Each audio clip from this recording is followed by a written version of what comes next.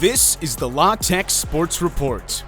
The Bulldogs took on the Texas Longhorns in football last week, and Texas played up to their number 10 ranking, dominating Tech in every phase of the game. The Bulldog offense was able to move the ball through the air at times, but were not consistent enough to stay in the game. The Bulldogs finally put together a touchdown drive in the fourth quarter, when Jamar Smith found South Alabama transfer Malik Stanley for the score. Later in the fourth, Jamar connected with Griffin Hebert on a perfect throw to the corner of the end zone for the Dogs' second touchdown of the game.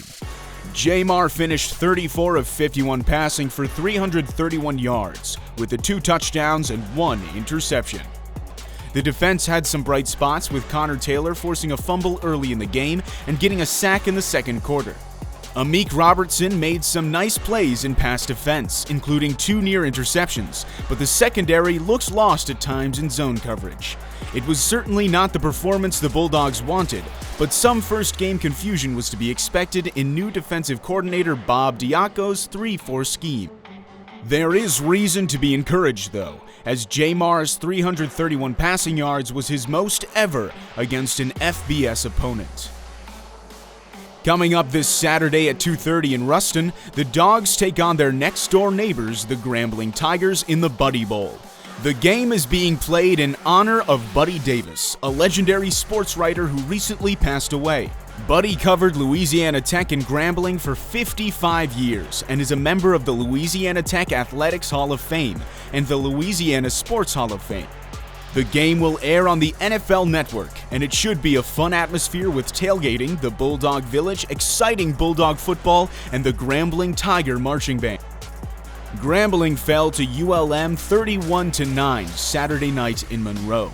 Quarterback Jeremy Hickbottom had 157 yards passing to go along with 68 yards rushing, and Danquarian Fields picked off a pass, but ULM held the Tigers scoreless in the second half to pick up the win. Louisiana Tech beat the Tigers 20-6 in their only other matchup back in 2010, when Tech began the Sonny Dykes era in Independence Stadium. Around Conference USA this past weekend, Western Kentucky fell to Central Arkansas.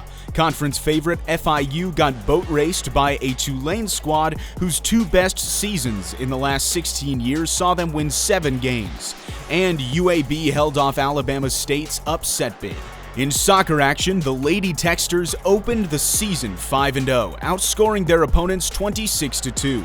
Their 5th win against ULM was the 150th win in program history, and the 5 wins to open the season is the best start since 2009. Autumn Woodard leads the team with 7 goals and 3 assists. Amber Postauer has scored 6 goals on the season, all of which came against Alcorn State. Her 6 goals in a game were a program record, and only 1 shy of tying the NCAA record.